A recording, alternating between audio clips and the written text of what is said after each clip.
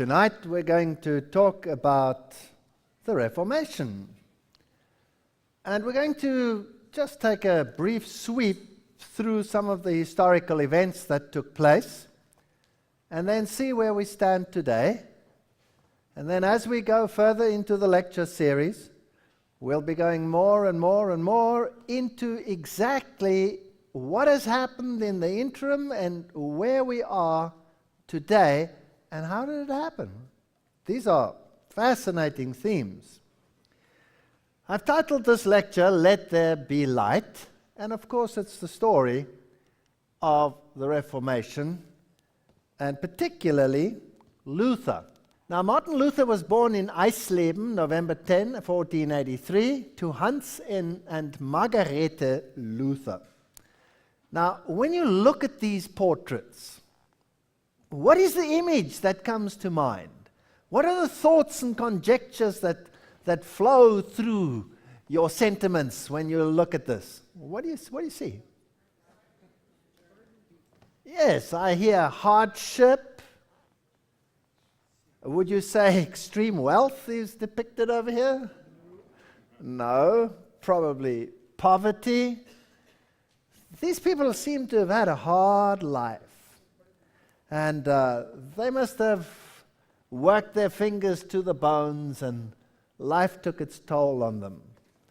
But these are the parents of Martin Luther, and they really, according to history, worked incredibly hard from this status that they were in to send that son of theirs to college, if we would like to put it in modern terms, to study amongst the best of the best, to become a theologian that was not only above average but sought after by the dukes who were competing for university positions. So he was a brilliant scholar. He was not just an ordinary scholar. Now, this is the Lutherstadt Wittenberg.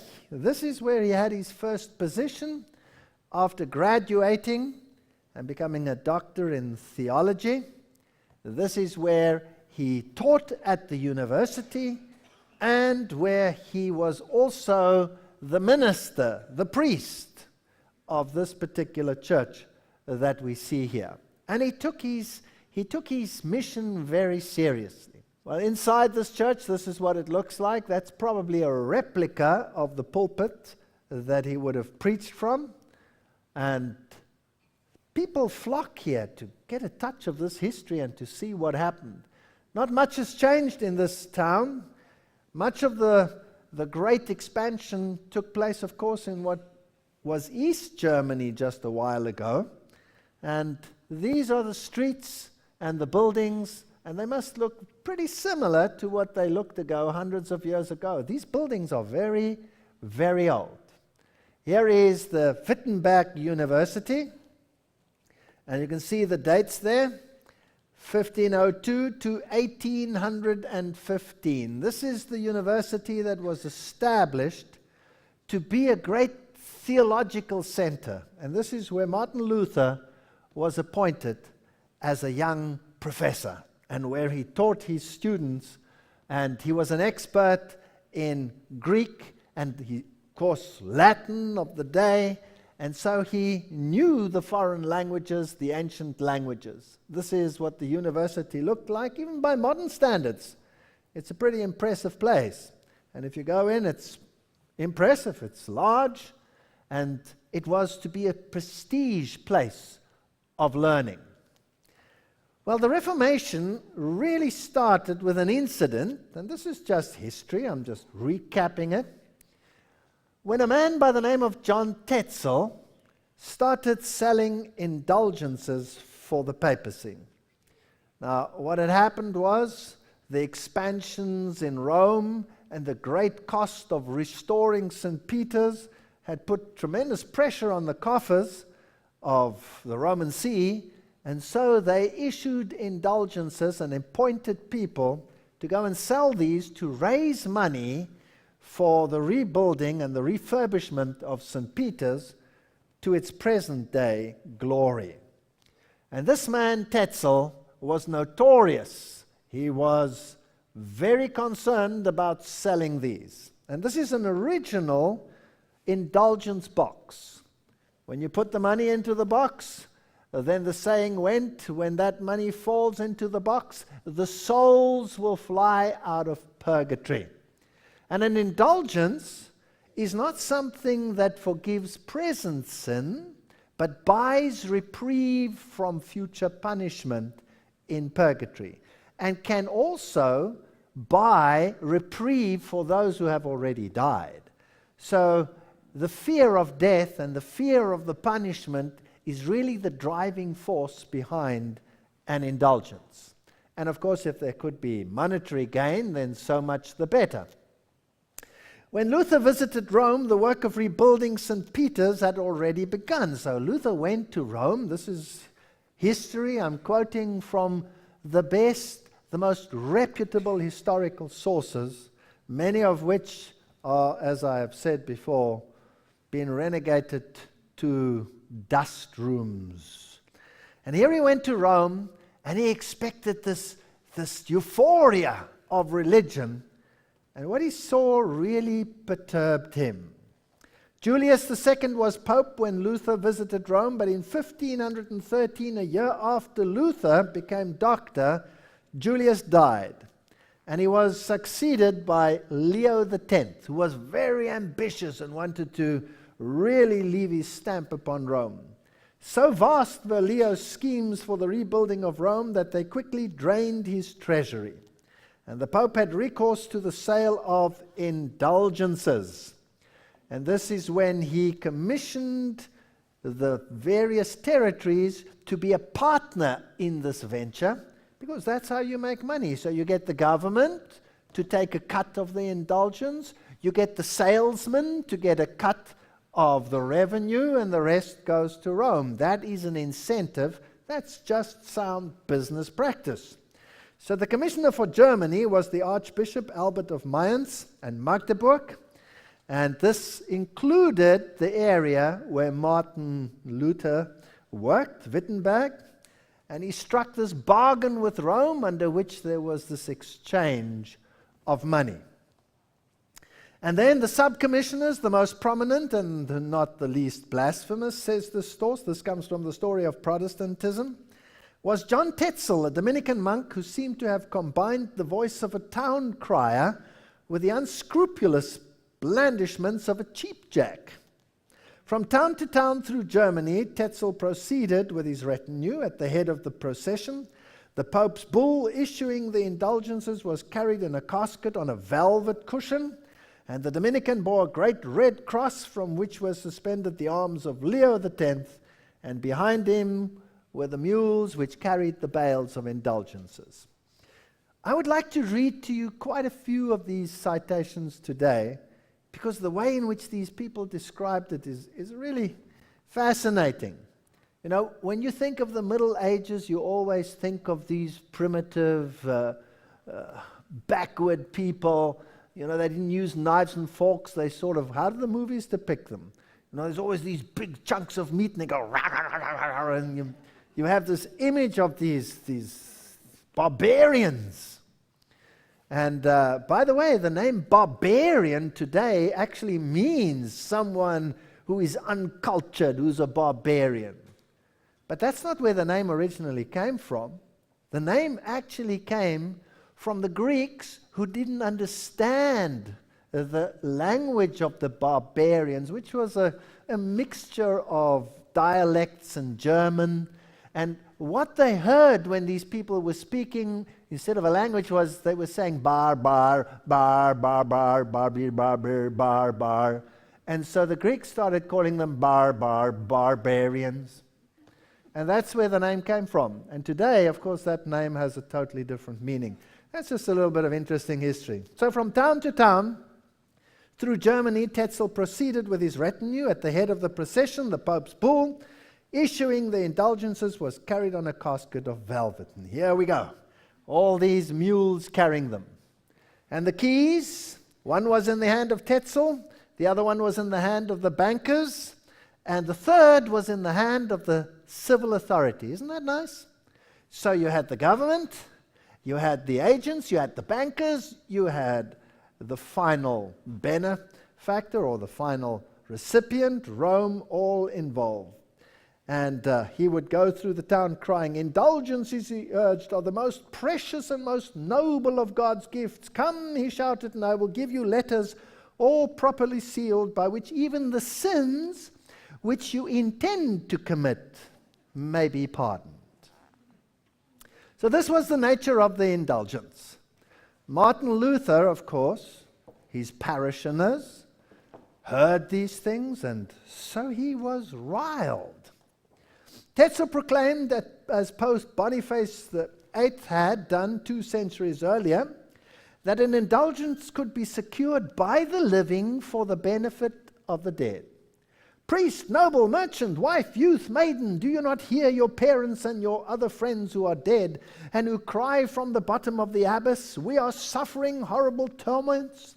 A trifling alms would deliver us. You can give it, and you will not.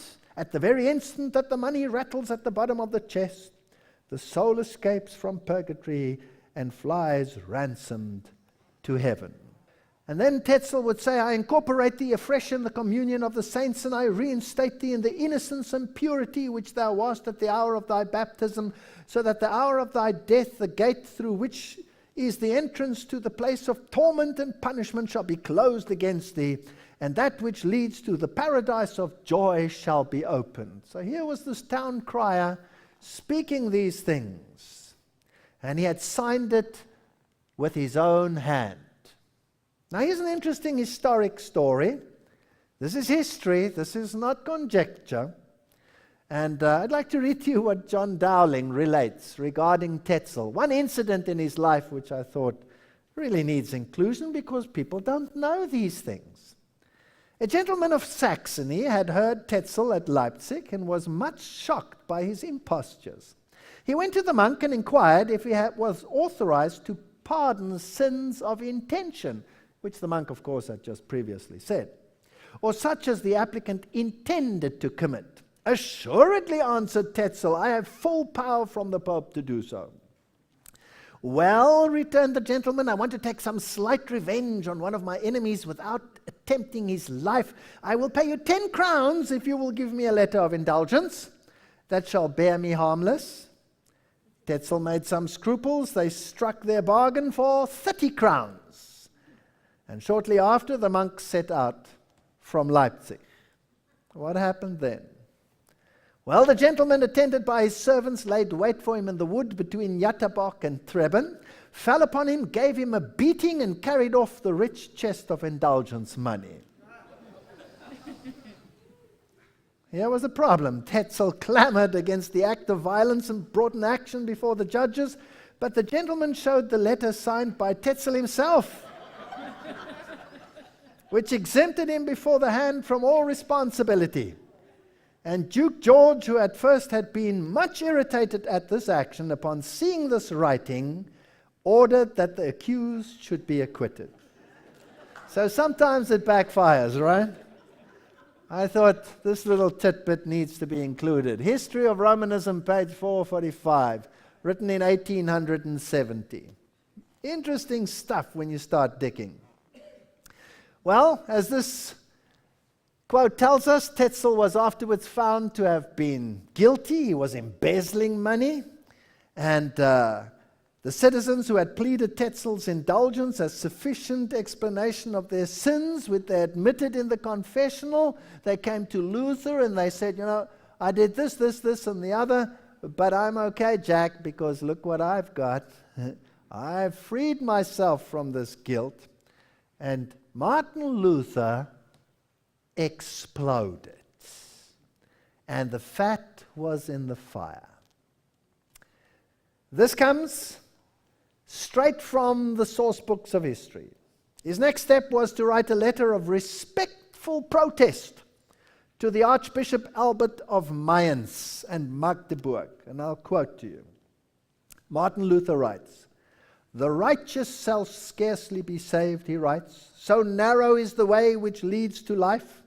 Those who are saved are called in the scriptures brands saved from the burning. Everywhere the Lord reminds us of the difficulty of salvation. How then dare these men seek to render poor souls, fatally confident of salvation, on the mere strength of purchased indulgences and futile promises?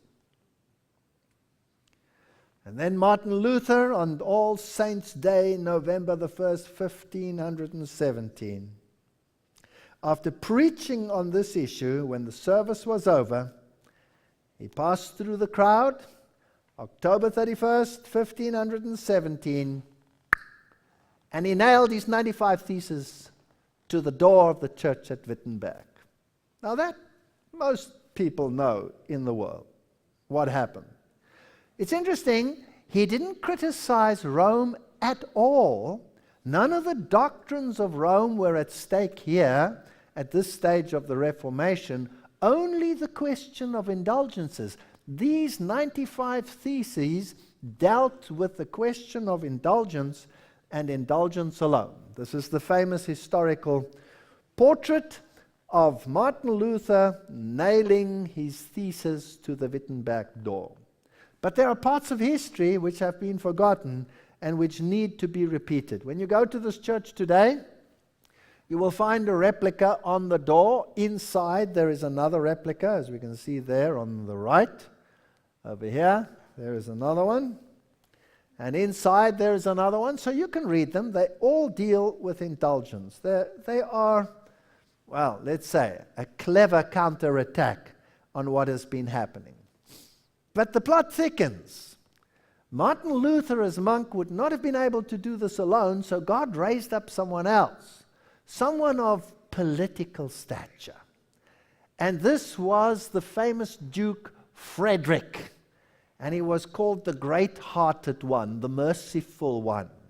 So he was a kind-hearted man, he was a religious man, and he wasn't just anybody, he was an elector, which means that he had a vote when it came to electing the Kaiser, the emperor of the Holy Roman Empire. So this was a very important man, and the whole area of Wittenberg was under his control. So this was the highest political authority of the region. Now, not many people know that Frederick had a dream the night before Martin Luther nailed those theses to the door. This is history that is forgotten, and we need to remind ourselves. At Worms, this is where they have the statue of him. He was an impressive man. I want to read you the dream. The night before Martin Luther nailed his 95 Theses on the door of the church at Wittenberg, the Elector Frederick of Saxony had a remarkable dream, and he dreamed it thrice, each time with new circumstances. And the next day, he related it to Duke John. Now, I want you to take careful note of this dream. It says, "I must tell you a dream I had last night," he said to Duke John, "for I dreamt it thrice, and each time with new circumstances. I prayed to guide me, my counsels, and my people according to truth. I again fell asleep and dreamed that Almighty God sent him a monk. All the saints accompanied him by order of God in order to bear testimony before me and to declare that he did not come to contrive any plot. They asked me to have the goodness graciously to permit him to write something on the door of the church of the castle at Wittenberg. This is before the event. This I granted through my chancellor. Thereupon the monk went to the church and began to write in such large characters that I could read the writing at Schweinitz." So here in another town where the elector lived, he could read that writing in his dream. The pen that the monk used was so large that its end reached as far as Rome, where it pierced the ears of a lion that was crouching there. The lion is a symbol of Babylon, by the way. It pierced the ear of a lion that was crouching there and caused the triple crown upon the head of the Pope to shake. All the cardinals and princes, running hastily, tried to prevent it from falling. Then I dreamed that all the princes of the empire And we among them hastened to Rome and strove one after the other to break the pen. But the more we tried, the stiffer it became. As if it had been made of iron, we at length desisted. Suddenly I heard a loud noise. A large number of other pens had sprung up out of the pen of the monk. I awoke the third time. It was daylight, so passed the morning of the 31st of October, 1517, in the royal castle at Schweinitz. The elector had hardly made an end of telling the dream when the monk comes with a hammer to interpret it. Comes from History of Protestant by Wiley. Fascinating story. And this is the reason why this elector became the protector of Martin Luther. And he took him under his wing when the heat was on, and he stood by it. And what was this pen that caused the Triple Crown to shake? It was the translation of the Bible into the vulgar tongue that did it. And when that pen started to write, other pens started sprouting. And we're thinking of Tyndale, and we're thinking of the great Geneva Bible that was written there with bloodshed all around, banished people from their realms coming together and making sure that posterity could have the Word of God. Well, Martin Luther's preaching against indulgences did not augur well for the pocket of Tetzel. And so he threw his toys out of his cot. Tetzel kindled a fire, and he publicly burnt the 95 theses. And he repeated the hint that had been given previously, that is basically what happens to heretics. And then he proceeded to draw upon an issue of serious counter-theses. And then Luther's students got hold of the counter-theses, and what did they do? Don't touch our professor, they said.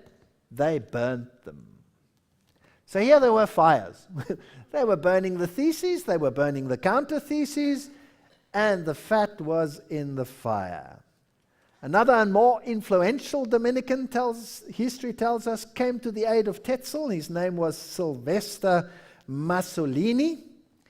And he instilled confidence in the papal system again. And Tetzel had said one thing, and this man went even further. He said, "Whosoever does not rely on the teaching of the Roman Church and of the Roman Pontiff as the infallible rule of faith from which the Holy Scriptures themselves derived their strength and their authority is a heretic." So here is the charge of heretic coming for the first time. Heresis. To think for yourself, to make your own decision. You see, in Roman Catholicism, there is a system and one man who speaks infallibly, and you have to believe it whether it makes sense or not. And then the other big guns came in, like John Eck, professor of scholastic theology, and he started saying, "This is the Bohemian heresy," referring to Jan Hus, who had been burnt previously at the stake for saying things like this. And then May 1518, this is just a short while, this is all happening very rapidly, Martin Luther published his resolutions in answers to his critics. And the result? He was summoned to Rome. And he was to appear on August the 7th, 1518, to stand, to take cognizance of the charges against him. Well, Rome is a far way off. In those days, how did you go to Rome? By foot. And you had to cross the Alps on foot. That was no joke, going from Germany to Rome. And so the Pope thought about it for a while, and then he changed the venue to Augsburg, just to make it more convenient for all the people. And Martin Luther wrote, when he was summoned to Augsburg, "In the midst of his enemies, Christ reigns.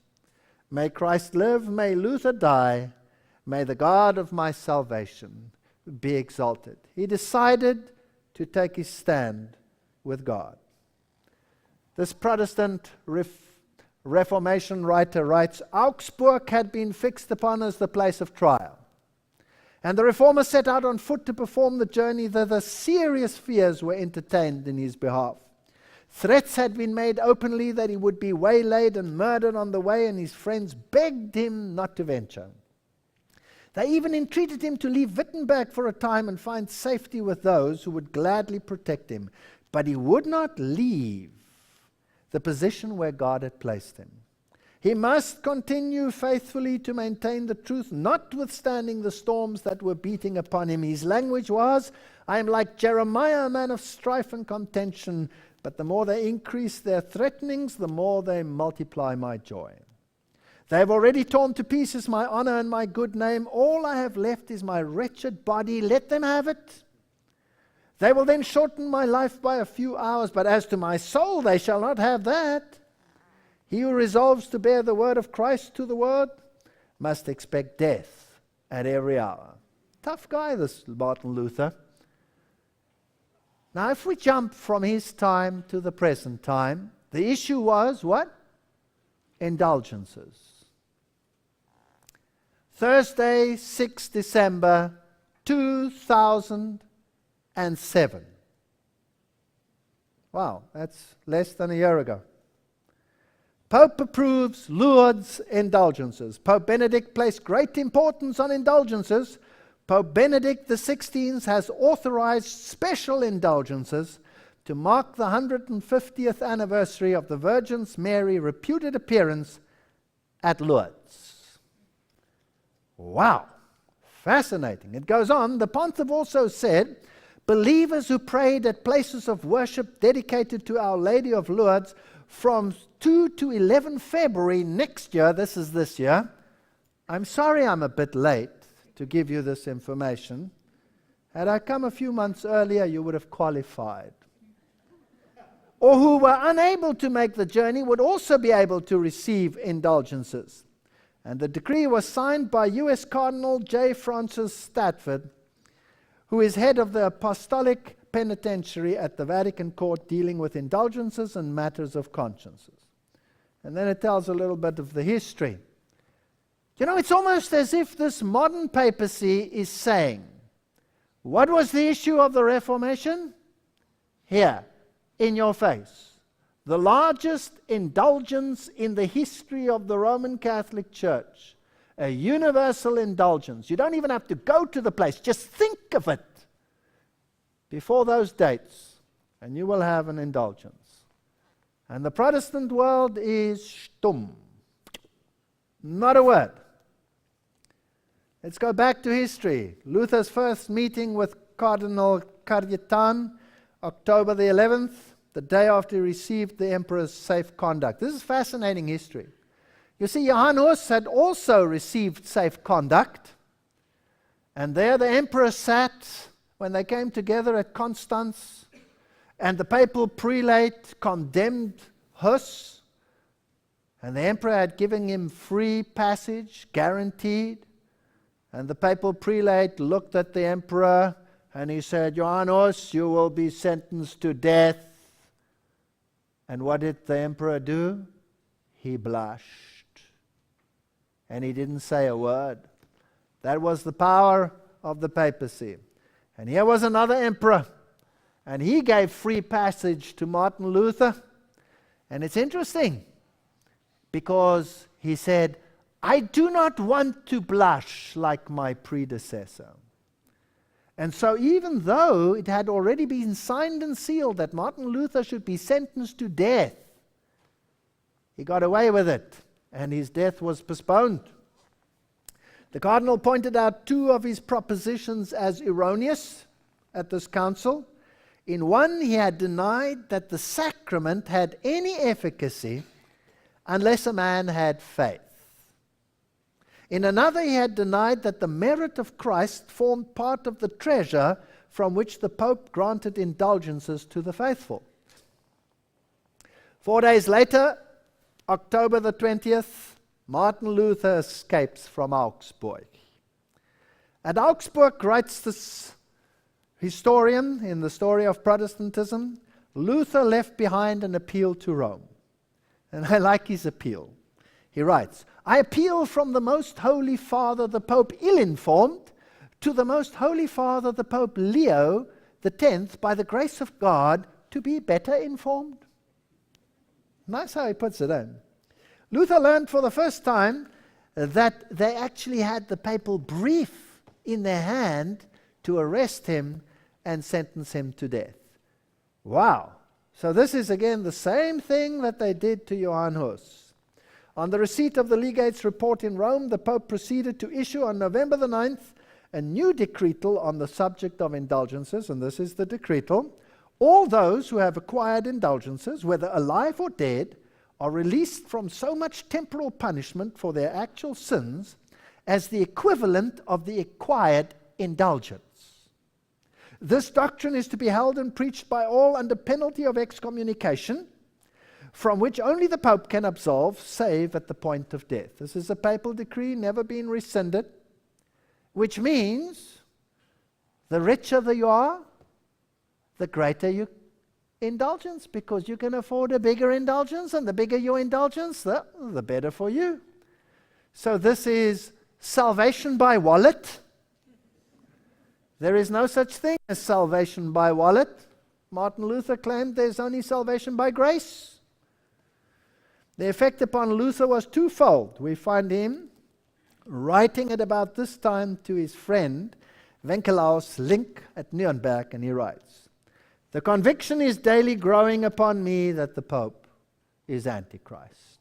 Here's this battle. Then June 15, 1520, the papal bull arrives condemning as scandalous, heretical, damnable 41 of the propositions extracted from the writings of Luther.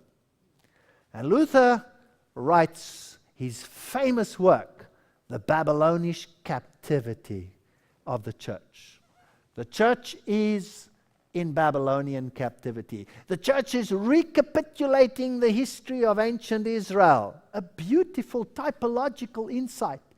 Typology is the stories in the Bible which enacted give a greater truth message. And Martin Luther puts it all together.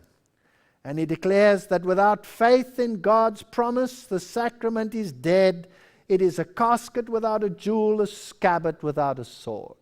You cannot be saved by what you do. You cannot be saved by a ritual, attending a sacrament, going through the motions. If it's not here, it's dead. That's early Protestant theology. Today we know there's no such thing as salvation by sacrament, if you go through it biblically. So, 31st of October, 1517, Martin Luther posted his theses. January the 3rd, 1524, the papal bull was there. So it's a very short period of time that these events took place. And then he was summoned to Worms. And this is what he said. I am called, was Martin Luther's answer to his friends. It is ordered and decreed, it continued, that I appear in that city. I will neither recant nor flee. I will go to Worms in spite of the gates of hell and the prince of the power of the air. And here he goes. Man alone, standing against emperor and standing against church. Now we went to Worms. Here was this magnificent Reformation statue, and it had been covered. They were cleaning it, and I was determined to have a look, so we peeped inside. There were people cleaning it. They were very kind, and so we climbed inside and we took some pictures. And there is Martin Luther standing firmly on the Bible in the hand, pointing to it, sola scriptura, the Bible and the Bible alone. This is a picture of the actual monument as it looks today. And it has the elector and all of those, and some of the famous sayings of Martin Luther. Those who understand Christ aright will not be taken captive by human laws. They are free, not according to the flesh, but according to their conscience. Nice statements. Real powerful stuff. And this famous one of his, The gospel which the Lord put into the mouth of the apostles is the sword with which he strikes in the world like lightning and thunder. The Word of God, the Word of God, and the Word of God alone. Sola Scriptura. And then he says, der Glaube ist nichts anderes denn das rechte, wahrhaftige Leben in Gott selbst. Faith is nothing other than the true, absolute living in God himself. And to understand the Bible correctly, for that we need the Spirit of Christ. You see, the notion was, to understand the Bible, you need the spirit of the papacy. Martin Luther turned it around. Here I stand, I can do no other, so help me God. Those are the famous statements of Worms. Well, the church or the building where this great diet took place was destroyed sometime afterwards, and it no longer exists. There's just a plain there where it is. This is the church that is right next to it, the cathedral. If you go inside, you have this replica of the building where Martin Luther actually said those famous words before the Kaiser. Now, we tried to get to that history. You could not. It was locked. There was a fence all the way around. The gates were closed. There were heavy chains on it. And I needed those pictures because I had to come and show you. And so we figured, well, how are we going to do this? So we had to climb over those spike things. You know, I'm not too young anymore, but it was fun. We climbed over them, hauled the cameras over, and off we went. And you know what's amazing? Everywhere where these famous sites are of the Reformation, as I showed you yesterday already, the path has been obliterated and sometimes desecrated, in my opinion. So here at this site, what do? They have a stage where they feature rock concerts, right there. And when they open those gates to whosoever in those rock bands pump it out, the history of Martin Luther is drained out. Here is the place where Martin Luther stood. The trees are so bright you cannot see anything.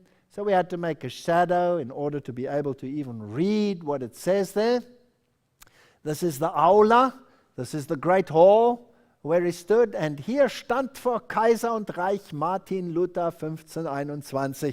Here stood before Kaiser and kingdom Martin Luther 1521. And he spoke those famous words. Here I stand, I can do no other, so help me God. This is the stage for the rock bands, and there are the seatings, and this is where you can have whatever. Well, Martin Luther escaped from Worms, and his friend, the Elector, took him in. And he put him in the castle of Wittenberg, and we saw it last night.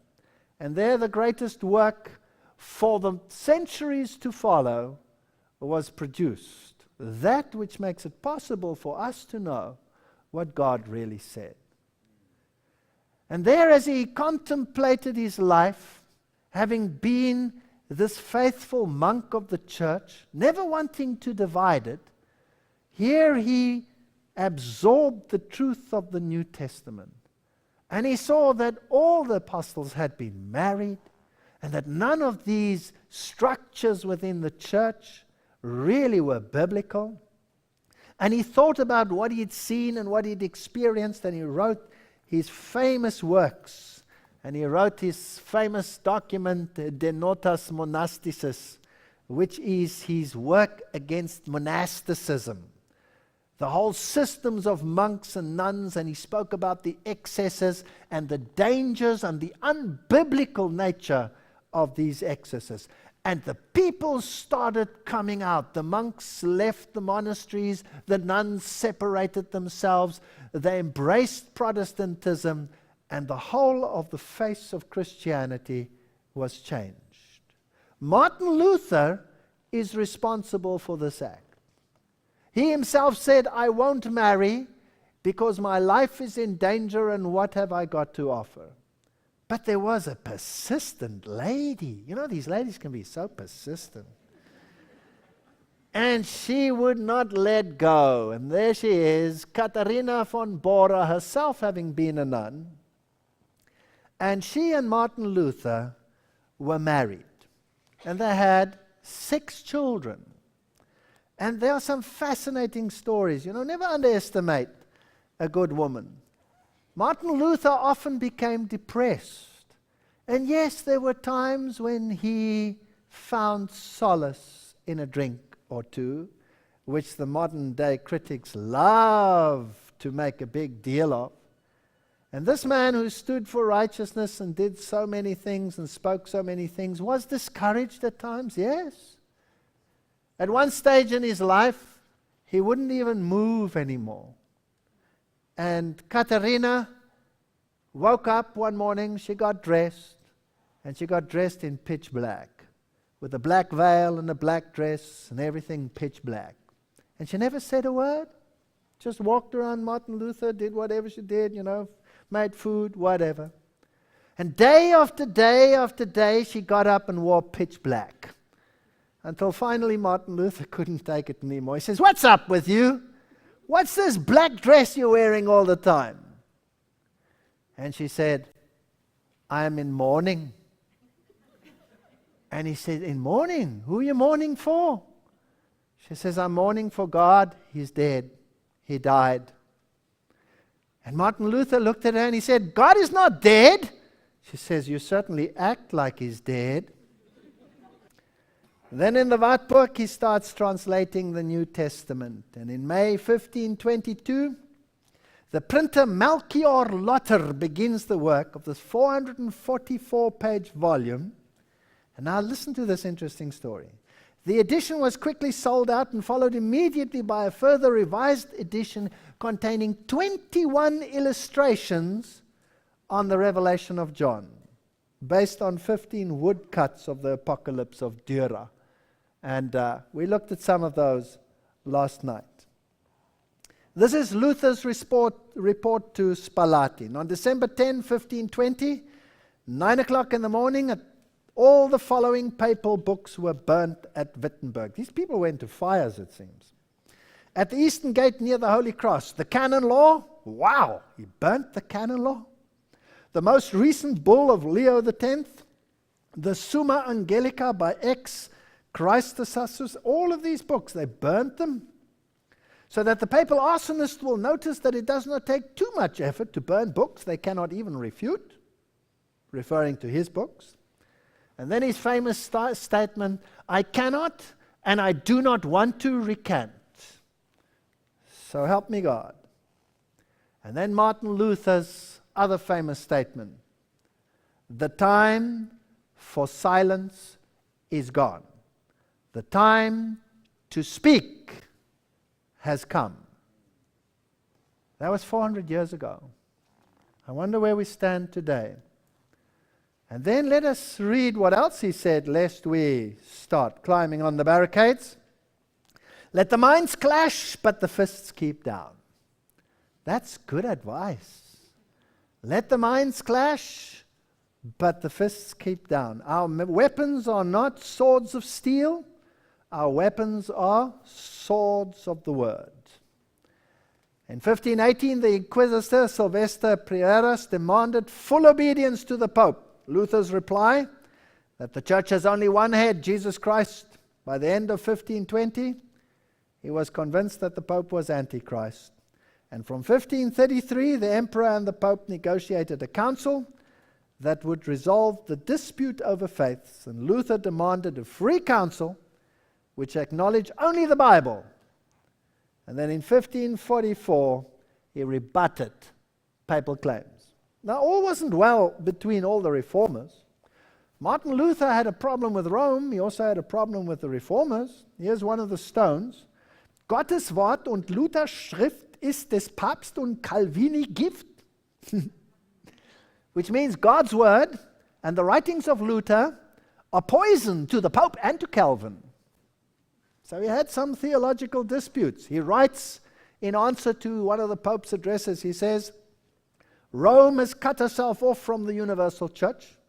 If ye reform not, I and all that worship Christ do account your seat to be possessed and oppressed by Satan himself, to be the damned seat of Antichrist, which we will not be subject to nor incorporate with, but do detest and abhor the same. Romanism and the Reformation. Here is a poster of the day. It's rather interesting. You have the Pope in the middle over there with his triple crown on his head. You have Martin Luther on the left pulling the ear of the Pope. Can you see that? And then you have Calvin on the other side, and he's pulling the other ear of the Pope. And here's Martin Luther's other hand pulling the beard of Calvin. So, people had a bit of sense of humor still. And there was this battle going on. Just a little bit more historic information. This is Melanchton's house where he wrote. This is the work on the epistle to the Romans of Melanchthon. And that is what he looked like at his desk, 1557. He was instrumental, of course, in the translation of the Bible, some of his famous documents. And this is the tomb of Melanchthon and Martin Luther. On this side over here, on the right side in this church, we have the tomb of Martin Luther. It looks so small. I don't know how they got him in there. And over here, the writings that the just shall live by faith, that we are not saved by our works, but that we are saved by grace. And then on the other side, you have Melanchthon's grave. So here they are entombed. Now this is interesting. One of the friends of Martin Luther, in fact, he lived in their house. He wrote the eulogy as if he were writing in the name of Martin Luther. His name was Johann Reifenstein, and he wrote the following at Martin Luther's death. He said, "Living, I was your menace. Dying, I will be your death, Pope. In the year of 1546, leaving his 63rd year behind while entering his 64th year, he died. And though he may be dead, he lives." Listen to this. "Living, I was your menace. Dying, I will be your death, Pope." I wonder what he would do if he could look into our day. I wonder how he would feel and what he would think. Gratan Guinness writes, in Romanism and the Reformation, in AD 1500 there was not a free nation in Europe, all were subject to the tyrannical government of Rome. Now half of Europe and America are free from that intolerable yoke. Learning was revived, the art of printing discovered. Since then the word of God has been multiplied, translated, expounded as never before. Mighty interpreters have been raised up, men such as Meade, Sir Isaac Newton, Eliot. Protestant Reformation was encountered by tremendous papal reaction. Hardly was the ship of Protestant church set free and launched upon the deep, then there arose a mighty tempest. The resurrection of the slain witness of Christ in the person of the reformers was answered by a resurrection of all the powers of the pit. I like the way these old reformers wrote. The awakening of men's souls brought war, ecclesiastic and civil, a war of anathemas and a war of extermination. Look to it, you brave reformers. Ye many conquer, but it shall be through strife and anguish and seas of blood. Now listen to this historic account. And then he writes, "Rise up, O Luther, cry out concerning the Babylonian captivity of the church. Burn the papal bull, rouse Germany. You shall have your match. Satan will bring forth his Loyola, and Loyola his Jesuits, subtle, learned, saintly in garb, in name, protein in form, infinite in disguises, innumerable scholars, teachers, theologians, confessors of princes, politicians, rhetoricians, casuists, instruments keen, unscrupulous, double-edged, men fitted to every sphere and every enterprise. They shall swarm against the church of the Reformation, each one wise in the wisdom and strong in the strength. which are not from above, but from beneath. He writes, Ride forth, fair flower of France. Strive, ye brave Huguenots, for your country's freedom and the faith of the gospel. But Paris shall run with your blood. You shall lie in heaps like rubbish in the streets. Your bodies shall choke the streams. They shall rot in the rivers. They shall hang in chains. They shall be shoveled into cemeteries or buried in dung heaps. Rome shall ring her joy bells and sing her Te Deums and fill her cathedrals and palaces with acclamations, because the massacre of St. Bartholomew has overthrown for a time the work of the Reformation in France. This is history. So much blood. And where did they go? They fled. And I would suggest that many sitting here are their descendants. And many sitting in my country, the French Huguenots fled to southern Africa. The Dutch Huguenots fled to southern Africa. And there the war continued and is raging today. Stand up, ye Hollanders, stand up, William the Silent, stand up, ye men of Haarlem and Rotterdam and Amsterdam and Leiden. Ye brave burghers and earnest theologians, ye dare to contend for civil liberty and sacred truth. Your land shall groan beneath the tread of Alva's troops. Your fortresses shall fall, your citizens shall be thrust through with Spanish swords. Your possessions will be plundered, your wives, your daughters shall be dishonored and foully murdered. Your children trampled beneath the horse hooves and trodden down like mire in the street. Holland is a tiny little country today. It used to be a huge empire. It was the whole northern part of France, the whole of Belgium, all of that was one country. Today, the sword has eliminated Protestantism and left a tiny little enclave, which has been made so debased in terms of morals, it's unbelievable. Break ye chains, O England. Rome shall find a means to rivet them again. I wonder whether he's talking the truth. Thou shalt have thy Bloody Mary, and thy fires of Smithfield. Protestant bishops shall burn for it. Against thy sea-girt isles Spain shall send a proud armada, a fleet of 130 great ships of war shall come across the seas, 12 of them named after the 12 apostles. They shall be laden with seamen and troops, with swords and guns, with priests and Jesuits. The Pope shall bless their banners. Woe to thee, O England, if heaven help thee not, if the winds forsake thy cause. What a magnificent poetic sweep through history. Those ships came, that massive Spanish armada, Sir Francis Drake, with 1/10 of the ships trying to stand against them, these tiny ships. And then the storms came and that swept that armada and crashed it against the coasts of Scotland. And Sir Francis Drake cleaned up the rest. And as a consequence of a storm, the Bible is in every part of the world today. If that had not happened, we would not have the Bible. Is this war over, or is it just the end of this war? I want to jump to modern times, and I'm going to quote only from modern times. You will see my quotes come from the last 2 or maybe 3 years. And we're dealing with this Pope, the present Pope. This is the address of His Holiness Benedict XVI to the Patriarch of Constantinople. We all desire to accompany its work with persevering prayer, talking about the ecumenism. May the Lord enlighten the Catholic and the Orthodox members so that they may propose on the basis of sacred scripture and of the tradition of the Church. That was the issue of the Reformation. It's back. Solutions that can lead us to make important steps towards full communion.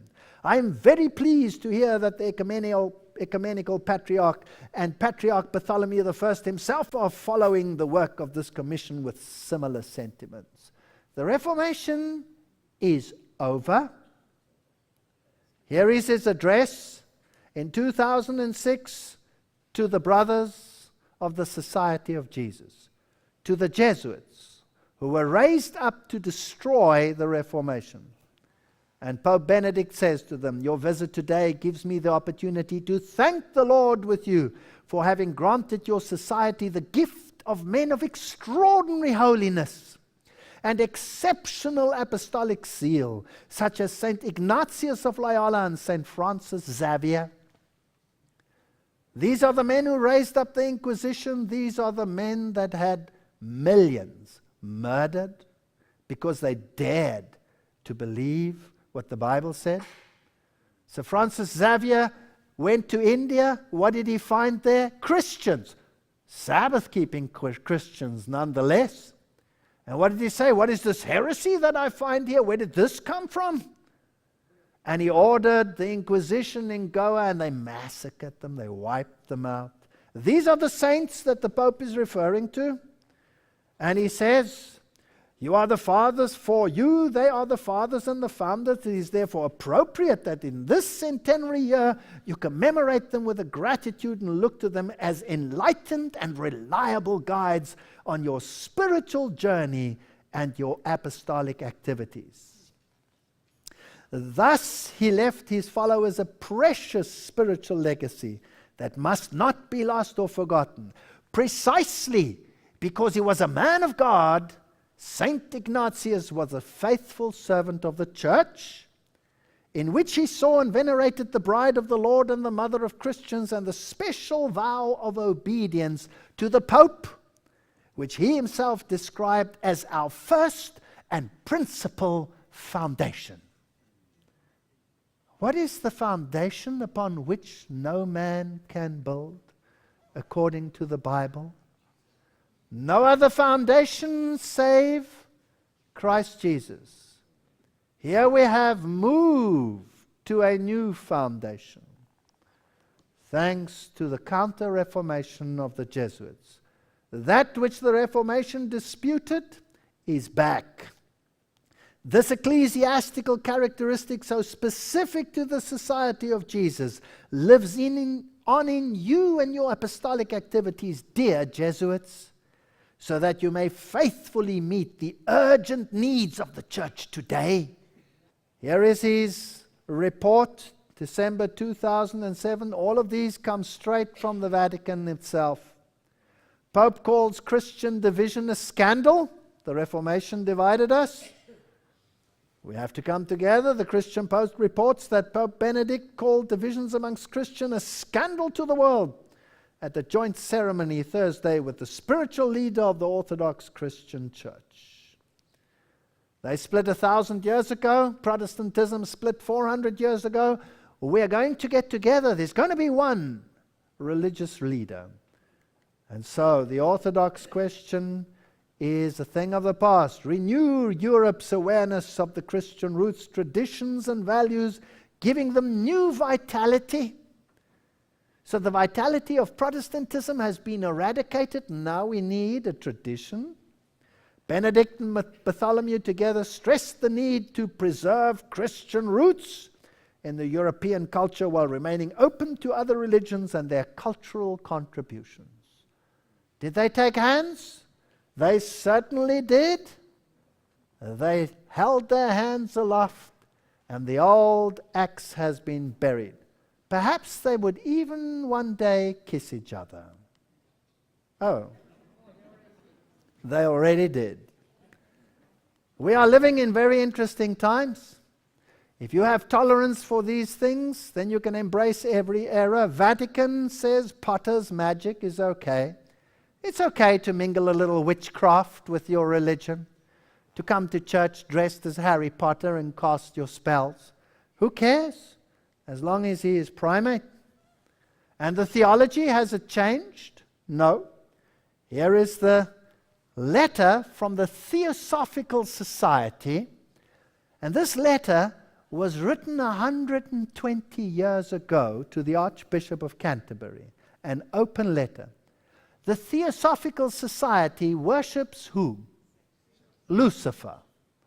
It's the open, blatant worship of Lucifer. What is their journal's name? Their journal's name is Lucifer. And this is what they wrote.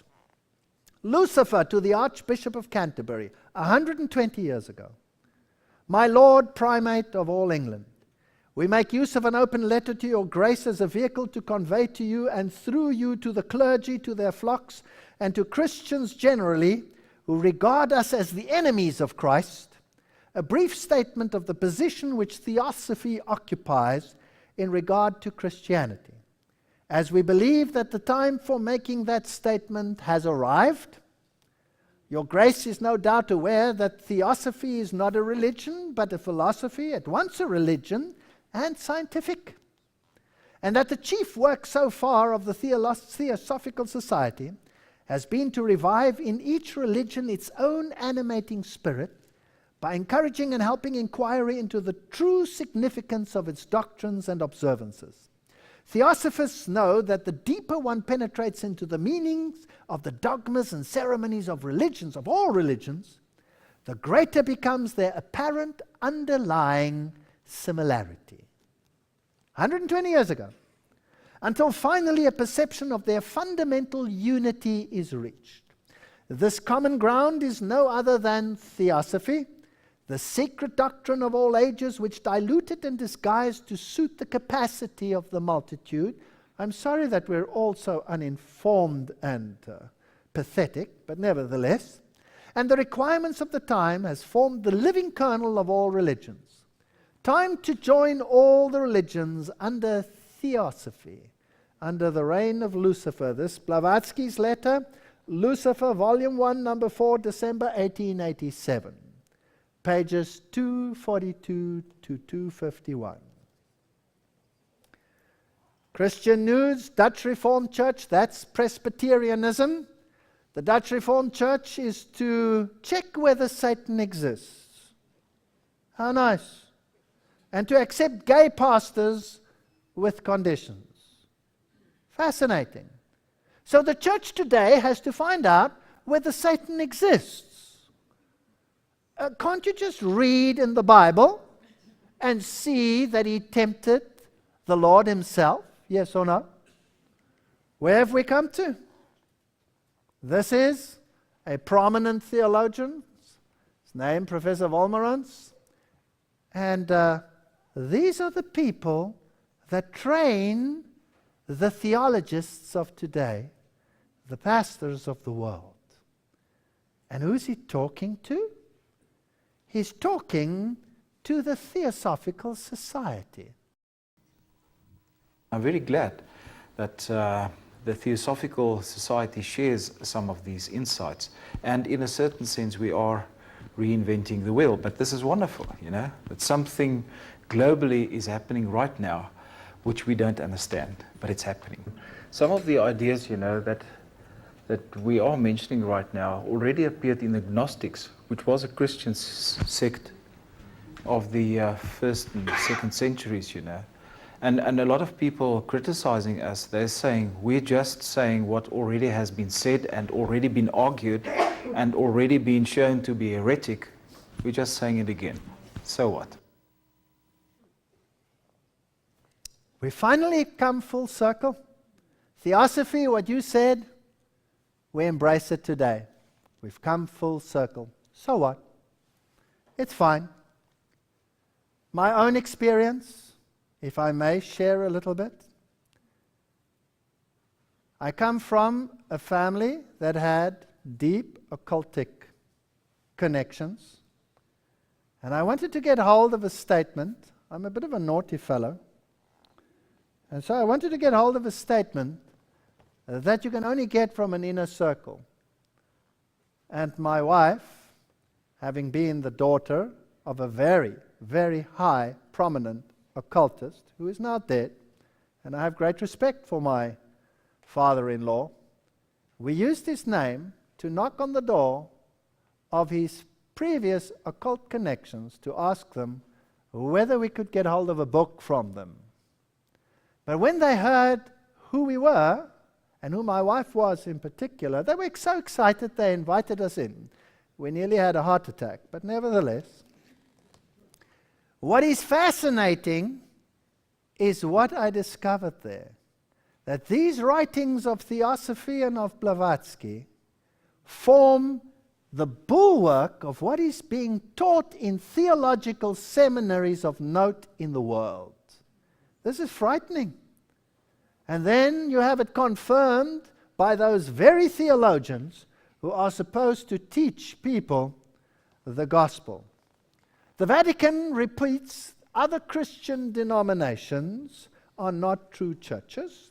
For the second time in a week, Pope Benedict has corrected what he says are erroneous interpretations of the Second Vatican Council, reasserting the primacy of the Roman Catholic Church and saying other Christian communities were either defective or not true churches. So instead of repealing it, no, they repeat it. And then, in 2007, churches back plan to unite under Pope. Radical proposals to reunite Anglicans with the Roman Catholic Church under the leadership of the Pope are to be published this year. The Times has learnt this 42-page report signed by the bishops. And here we have it. The Anglican Church, England, Rome will find means to reattach the chain. Wrote Gratan Guinness 120 years ago.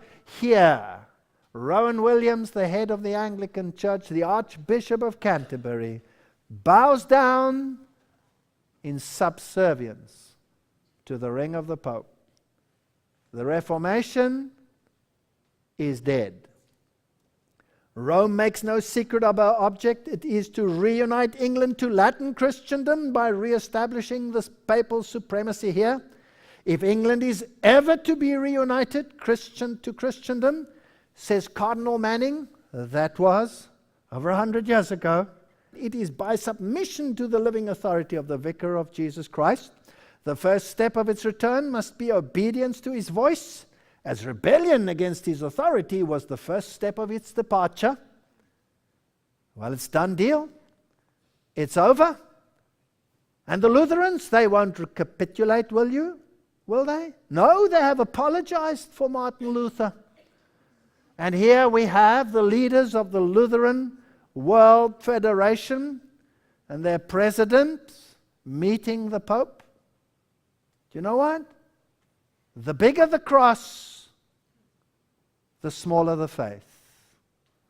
The smaller the faith, the bigger the exteriors.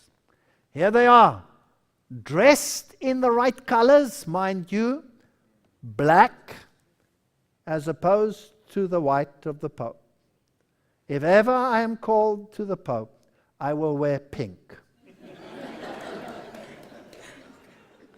Lutheran World Federation President praises Pope Benedict the 16th for his personal contribution to the Joint Declaration, a brilliantly written document which is pure Catholicism. And here they exchange their gifts. Lutheran world, what have you done? And then the World Alliance of Reformed Churches, that's all the world Reformed churches. This is the Reformation. And their leader of the World Alliance comes to the Pope and he says, "We are eager during our visit here to the Vatican to pursue with you how Catholic and Reformed Christians might be partners together for God's justice in a world racked by poverty, war, ecological destruction, and the denial of human freedom." Clifton Kirkpatrick, president of the World Alliance of Reformed Churches. Subtle shift. What is Reformation all about? It's about the centrality of Christ. It's about teaching about Jesus Christ and salvation in Him. What is religion today? A world racked by ecological destruction and a denial of human freedom. That's humanism, that's not religion. We have been duped. We have been robbed. And here we are all happy together, the World Alliance of Reformed Churches together with the Pope. We have been sold out. And here is the official webpage of the Episcopal Church, and what do they say? The House of Deputies of the 75th General Convention of the Episcopal Church today overwhelmingly refused to even consider a resolution that affirmed Jesus Christ as the only name by which any person may be saved. Where are we going? What has happened? At least this man stood up. The Reverend McDowell explained, to place a statement of belief over actions is the essence of self-righteousness. On top of leaving the Anglican Communion, we've decided to leave Jesus Christ behind as well.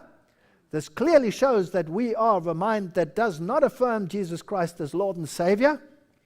And we should not be surprised that our church is dying spiritually. The vote went 70.5 for discharge and 29.5 to consider the resolution affirming Jesus Christ as Lord. That's 70.5% of the priests and prelates and preachers even refused even to consider it, let alone discuss it. And then the Methodists, to affirm Roman Catholic theology on justification, His Eminence Sunday Mbang, World Methodist Council chairperson, opening the session. We are in big trouble. Indian Catholic Methodists to join Declaration on Justification. No, we want more. Methodists seek global dialogue and exchange with the Church. World Methodists have unanimously approved a resolution authorizing further dialogue with the Roman Catholic Church with the stated aim, please note, of full communion in faith, mission, and sacramental life. So that little piece of bread, which is the real, absolute, transubstantiate body of Christ according to Catholicism, a sacrifice every time it is offered, is to become universal. Hus died for it. Did you know that? Rogers, who helped Tyndale write the Bible, died, and he went to the flames and he died because he refused to accept it. Today, they're flocking to Rome. I want to ask you whether this is outdated. This is a statement quoted from an old Catholic catechism. The Pope takes the place of Jesus Christ on earth. By divine right, the Pope has supreme and full power in faith and morals over each and every pastor and his flock. He is the true vicar, the head of the entire church, the father and teacher of all Christians. He is the infallible ruler and founder of dogmas, the author of and the judge of councils. The universal ruler of truth, the arbiter of the world, the supreme judge of heaven and earth, the judge of all, being judged by no one, God himself on earth. Is this old-fashioned? Here you have Pope Benedict acting the role of Christ, receiving the gifts from the three wise men. They are children. They're just playing a game. But this is a message. Is this enough? No, this is not enough. Let's hear what he has to say, because it's in what he says that we have to base our judgment. But everything they do sends a signal. The world seen from Rome, Zenit, Vatican.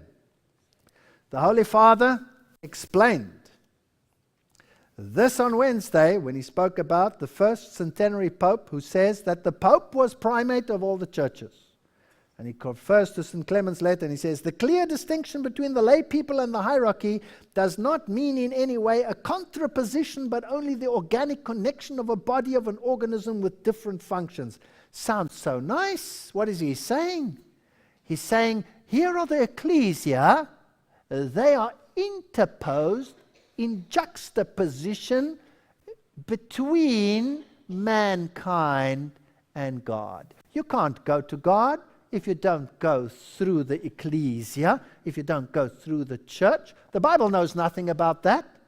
The Bible says we have free access to Jesus Christ any moment of the day. There is no mediator in this universe other than Christ Jesus, according to the Bible, not according to them. Oh no. In fact, the church is not a place for confusion and anarchy where someone can do whatever he wants at any time. Each one in this organism with an articulated structure practices his ministry according to the vocation received. As pertains to the heads of the communities, Clement specified the doctrine of apostolic succession. So here I am, I'm the Pope, and I have an apostolic succession. I am the representative. He adds, The laws that regulate this derive from God himself in an ultimate analysis. The Father sent Jesus Christ, who sent the apostles. These then sent out the first heads of the communities and established that they would be followed by worthy men, referring to himself. The church is above all a gift of God and not a creature of ours, the Pope contended. And therefore this sacramental structure, good grief, not only guarantees the common order, but also the precedence of the gift of God that we all need. So what is he to you? He is the gift of God that you all need. How far is he going to go in this theology? Here is his address in 2007 to the members of the Episcopal Conference in Portugal. And this is what he says.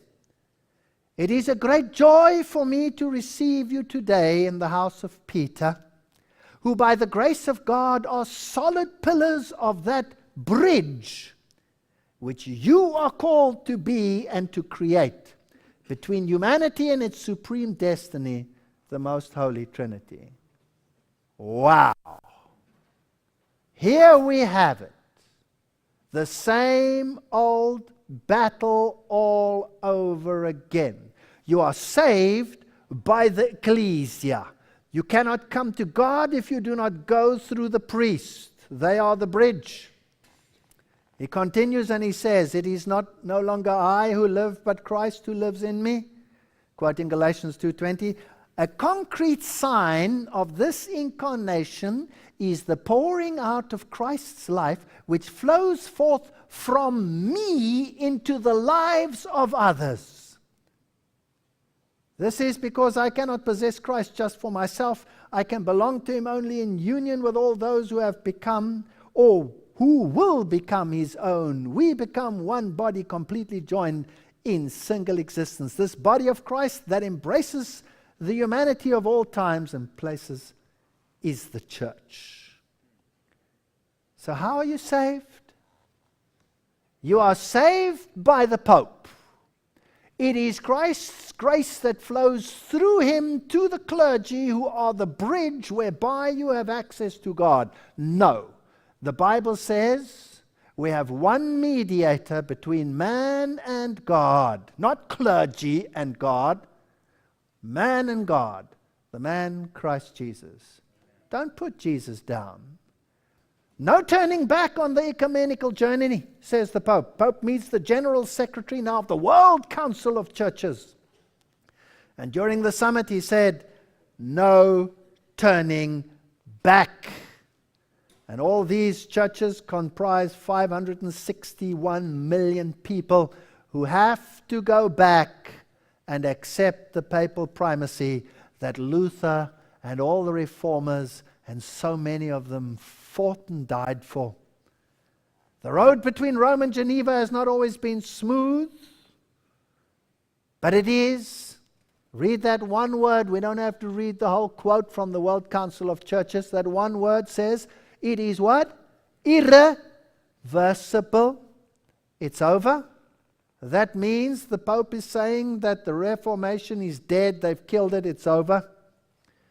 Here is his address to the members of the joint working group between the World Council of Churches and the Catholic Church in January 2008. I hope I am up to date enough on the issues. I'm not talking ancient history anymore. I'm talking here and now. This is serious. I'm pleased to welcome you, the members of the joint working group between the World Council of Churches and the Catholic Church, as you gather in Rome to begin a new phase of your work. The World Council of Churches and the Catholic Church have enjoyed a fruitful ecumenical relationship, dating back to the time of the Second Vatican Council. The joint working group, which began in 1965, has worked assiduously to strengthen the dialogue of life, which my predecessor, Pope John Paul, called the dialogue of charity. Good grief. This cooperation has given vivid expression to the communion already existing between Christians and has advanced the cause of the ecumenical dialogue and understanding. We are subject to his grace. Cardinal Casper praises the ecumenical commitment of the Pope. And if you dare speak against it, Here is a newspaper clip. I'm a terrorist, says the Vatican, 2007. Well, it's finally official. Most of you might have had your suspicions, but now it's a definite yes. According to the Vatican, anybody who criticizes the Pope is now officially a terrorist. Fortunately, I'm not criticizing him, I'm just reading what he says. Here we have another newspaper article. Participants gather in Pasadena and they formed a new council which is called Christian Churches Together. And they gathered for the first time in 2007. These are the final movements. And we have all these wonderful cardinals, Cardinal Keeler, Archdiocese of Baltimore, Dr. Shaw, National Baptist Convention, you name them, the Orthodox Church, the American bishops, James so-and-so, Pentecostal, Holiness Church, you name it, the whole shooting match. To do what? To grow closer together in Christ in order to strengthen our Christian witness to the world. Splendid robes, purple and crimson. And here we are, all of them together. Let's sign. Let's sign our declaration of our joint walk together. Oh, and the pen goes from hand to hand, and the splendid robed individuals, some in black and hoods, look more like Ku Klux Klan than anything else, come together and they sign. I want to go back to what Gratan Guinness wrote, so I'm almost finished. Had paganism its temples and altars, its pictures and images? So has Rome. Had paganism its holy water and incense? So has Rome. Had paganism its tonsured priests, presided over by a Pontifex Maximus? So has Rome. Had paganism its claim to sacerdotal infallibility? So has Popery. In fact, Pope Benedict fired Cardinal Hans Kung because he dared question papal infallibility. Had paganism its guards carried in procession? So has Rome. Has paganism its college of pontiffs? So has Rome, its college of cardinals. Had paganism its religious orders? So has Rome. Had paganism its costly robes, its queen of heaven, its rural shrines, its processions? So has Rome. Had paganism its pretended miracles and weeping statues? So has Rome. Had paganism its canonization of saints, as in the deification of the dead Caesars? So has Rome. Had paganism its idolatrous calendar and festivals? So has Rome. Had paganism its celibacy, mystic signs, relics, cruel persecutions of those who stand for truth and righteousness? So has Rome. Has anything changed, I ask you? And then he says, I would warn you against this evil that is pervading the world anew today, working in and amongst the Reformed churches covered by a veil of righteousness. Wherever you see ritualism or higher criticism, shun it. Wherever you see a priest instead of a preacher, an altar instead of a communion table, wax candles instead of the sunshine of God's love, ceremony instead of doctrine, sacrament instead of saving grace, liturgy instead of earnest prayer. They call it most holy liturgy in Vatican II. Splendid music instead of spiritual worship. Gorgeous vestments instead of gospel truth. Did you see gorgeous vestments on the screen? Wow. Instead of gospel truth, tradition instead of it is written, crossing instead of Christ. There you have Romanism. No matter what it is called, no matter how attractive the architecture, the music, the solemn ceremonial, shun it. We can't shun it anymore. It's everywhere. Revelation 17:4, and the woman was arrayed in purple and scarlet color. I couldn't resist putting that picture in. You know, it's just magnificent. That man is the one who took Pope Benedict's place as Archbishop where he once resided as Archbishop. So I'll just put him with him. The woman was arrayed in purple and scarlet color and decked with gold and precious stones and pearls, having a golden cup in her hand full of abominations and the filthiness of her fornication. This church has not changed. The Reformation has changed. And I heard another voice from heaven saying, Come out of her, my people, that you be not partakers of her sins. and that you receive not of her plagues, for her sins have reached unto heaven, and God has remembered her iniquities. Revelation 18 verse 4. I would like to suggest we study our Bible. Jude 24. Now unto him that is able to keep you from falling, and to present you faultless before the presence of his glory with exceeding joy, to the only wise God, our Saviour, be glory and majesty, dominion and power, both now and forever. Amen. Let no one rob Christ of his preeminence. Let no one rob Christ of his mediatorial role. Let no one rob Christ as the only advocate of his advocacy. Let no one rob him of his sacrifice. The price he paid was too high for us to give it up now. May God help us. The time for silence is past. The time to speak has come. Amen.